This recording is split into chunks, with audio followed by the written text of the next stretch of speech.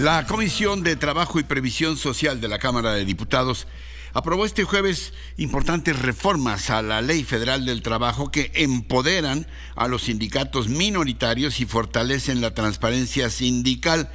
Puntos, se dice, claves para una reforma laboral en México. Pero ¿hacia dónde apuntan estos cambios? De viva voz, el abogado Diego García Saucedo, especialista en temas laborales e integrante de la Academia Mexicana del Derecho Procesal del Trabajo. Diego, gracias como siempre por estar con nosotros. Don Ricardo, muy buenos días. Al contrario, gracias a ustedes por el espacio. Diego, la verdad, pues no somos muy avesados en estos temas que luego suelen ser complicados de entendimiento, pero ateniéndome a aquel clásico, te preguntaría, ¿estas reformas nos benefician, nos perjudican o todo lo contrario? Creo, la verdad, don Ricardo, después de haber leído el dictamen que fue aprobado el día de ayer en la Cámara de Diputados, que sí buscan empoderar al trabajador. ¿De qué va este dictamen?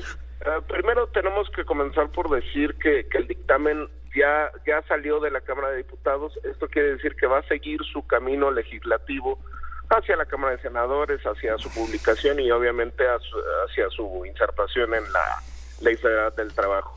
Pero contiene puntos muy importantes. Reforma el artículo 388 de la ley, adicionando una fracción y una serie de incisos que, insisto, empoderan al trabajador en el sentido de que por primera vez en la ley se reconoce la personalidad jurídica, la existencia de un sindicato minoritario. Esto quiere decir, aunque exista un sindicato mayoritario que incluso tenga la celebración del contrato colectivo de trabajo para con la empresa, esto no quiere decir que no va a ser reconocida la existencia de a uno o más sindicatos minoritarios como parte de la representatividad de la empresa, más bien de los trabajadores hacia la empresa.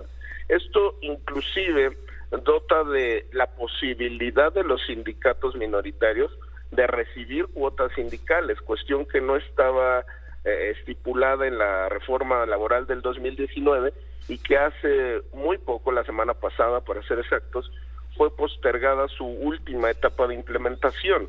Entonces esto cierra un poco el círculo para que los trabajadores puedan verdaderamente elegir a su sindicato e incluso decidir a quién le aportan sus cuotas, ¿no?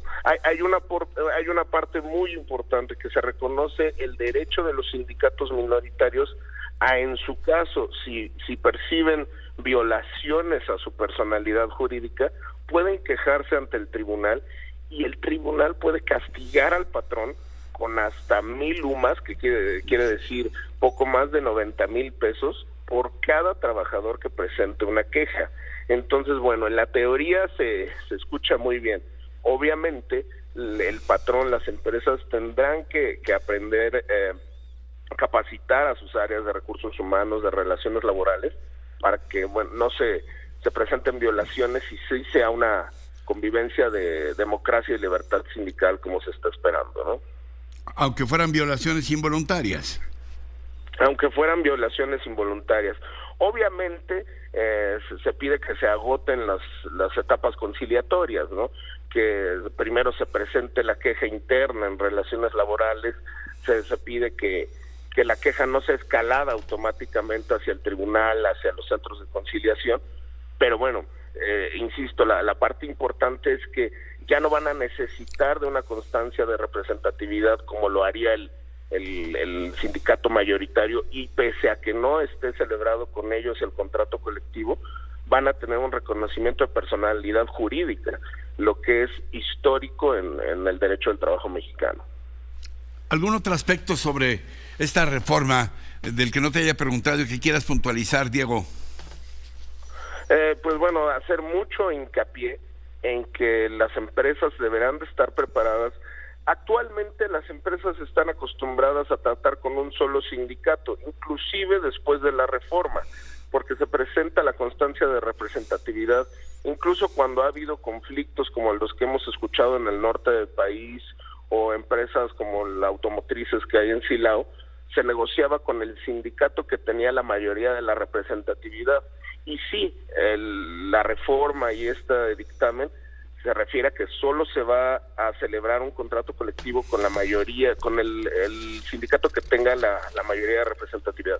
No obstante, ya con esto se va a tener que reconocer también al sindicato minoritario, y eso implica pues mayores habilidades de negociación en las áreas de recursos humanos.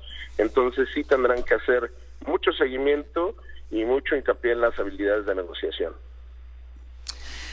Como siempre, muy aleccionador escucharte, Diego. Te mando un abrazo y mi agradecimiento por tu participación generosa con nosotros. Abrazo de vuelta, don Ricardo, y excelente día.